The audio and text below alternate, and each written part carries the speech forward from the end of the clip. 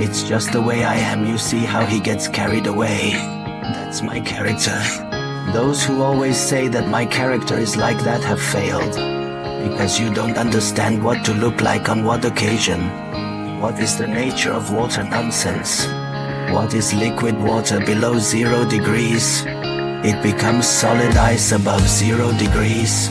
It's liquid water above 100 degrees. It turns into gas water. Is it awesome?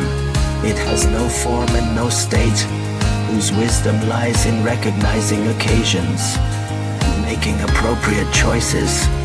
Many people's lives are not going well. It is because they don't know how to make the right choices. They don't know how to make the right choices in different situations.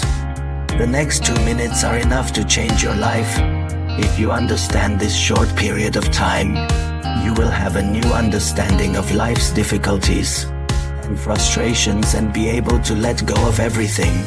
If something is killing you today, I will impart a phrase that will instantly shatter your pain and keep you free from depression for the rest of your life. Want to hear it?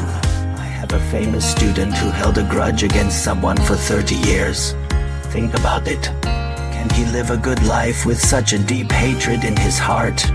Can he have wealth, happiness, or health?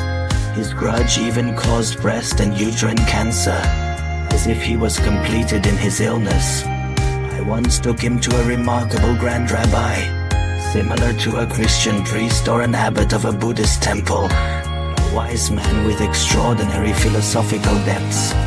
Even the president had been his student. It was this wise man who unlocked his 30-year garage. With just one sentence. Do you want to know what that sentence was? That great rabbi said, "Why would you take the most expensive house in the world and give it to the person you hate the most? Do life in it well? Which is the most expensive house in the world? It's the house of your heart. You think over and over again, every day, about how bad that person is to you, but you don't understand why. You should let the person you hate to take up the most precious space in your heart." This statement instantly healed my student. He had an epiphany that a person he hated should not be allowed to occupy that most precious abode, but should leave that space for the people he loved. He wanted to invite his parents and children into his heart. Remember, no matter how others treat you, no one can make you angry. Nothing can make you lash out. You can live every day in peace. Joy and love, that's what you really desire in life, isn't it? For the next 2 minutes, if you can understand my words, there is hope for your life. If you fail to comprehend these 2 short minutes, your life may be beyond redemption. I'm not kidding, so listen carefully. What I'm about to share are free tips to keep you from getting angry for the rest of your life. If you are around someone who is emotionally unstable and irritable, make sure you take a minute out of your day to listen to me. Tell these free stories. I'm willing to bet that after listening to them, you will be free of anger for the rest of your life. This minute is worth far more than reading 100 books or listening to 100 lessons. You will be enlightened and your body will gradually get better. First, don't be too hard on your marriage. You need to understand that there is no such thing as a perfect person. If you expect the other person to be perfect, then ask yourself how much you can do. If you really can't live together, then trick him, her as a roommate.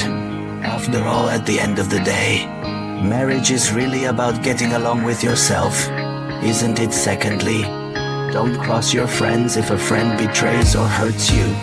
The problem may be with yourself. Either you don't have enough value in yourself to be taken seriously, or you're too nice to teach them how to hurt you over and over again, until you lose your bottom line food.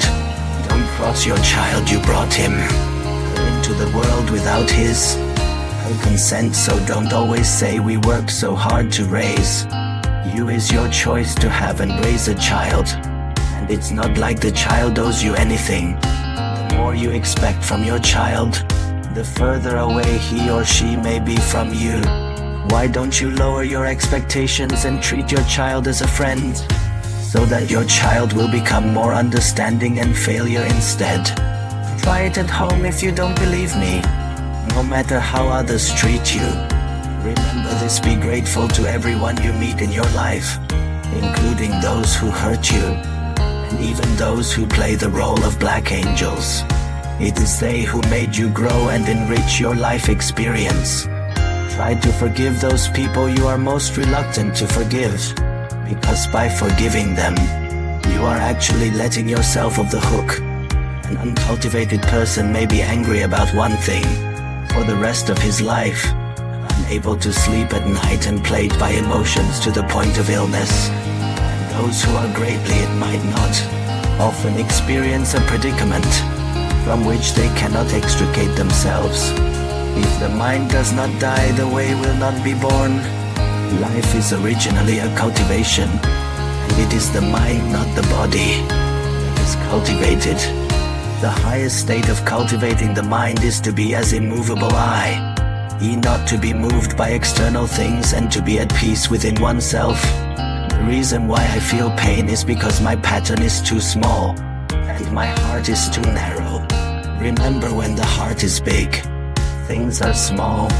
There is nothing in the world but mediocrity except for life and death. Everything else is trivial. When you face anyone or anything, you can take it all in your stride, and there is no need to quarrel.